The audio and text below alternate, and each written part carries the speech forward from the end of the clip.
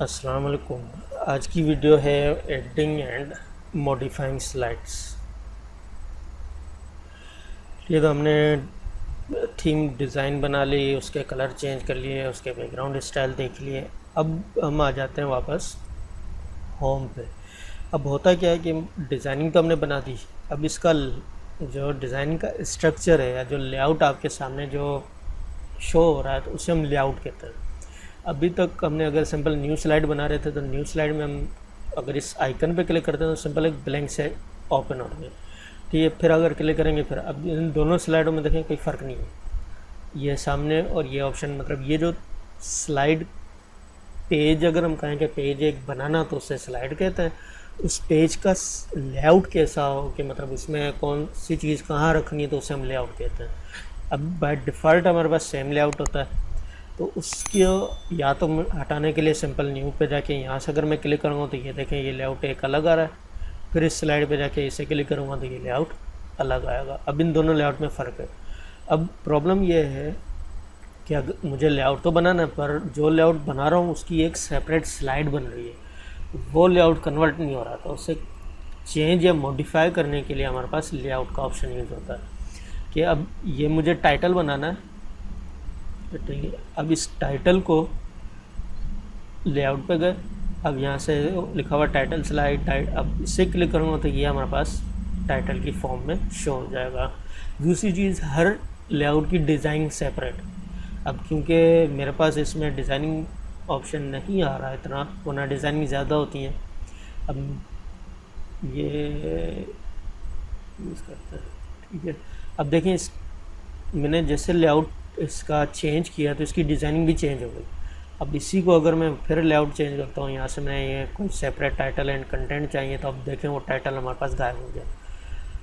तो इस तरह से याद रहे कि जब भी कोई लेआउट चेंज करेंगे तो उसकी डिज़ाइनिंग भी चेंज होगी। ज़रूरी नहीं कि अब बॉर्डर जो है, अब इसमें बॉर्डर शो हो रहा था पर मेरे पास इसलिए ये बॉर्डर आ रहा है क्योंकि मैंने जो लेआउट है वो भी सेम टाइटल का ही रखा है। अगर लेआउट चेंज होगा तो आप उसका डिज़ाइन भी चेंज, जाहिर सी बात डिज़ाइनिंग चेंज होगी।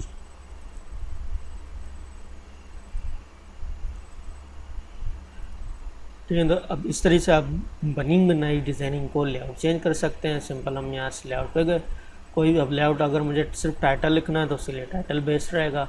टाइटल प्लस कंटेंट भी चाहिए। अब यहाँ से अगर मैं यूज़ करता हूँ इस स्लाइड को,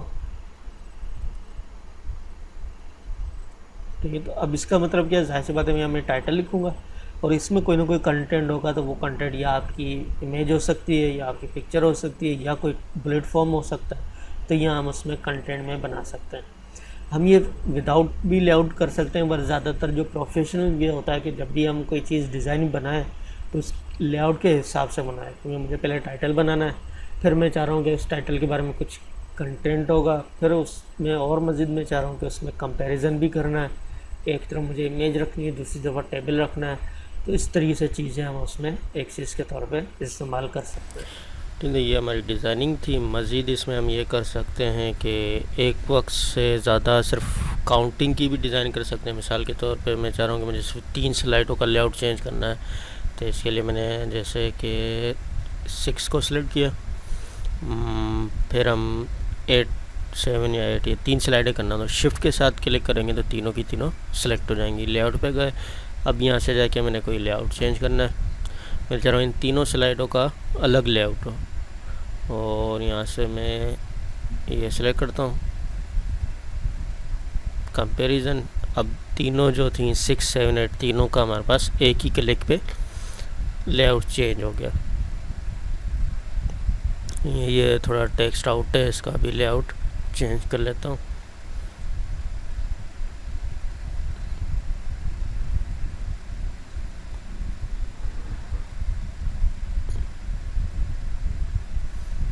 तो इस तरीके से हम लेआउट को इस्तेमाल कर सकते हैं।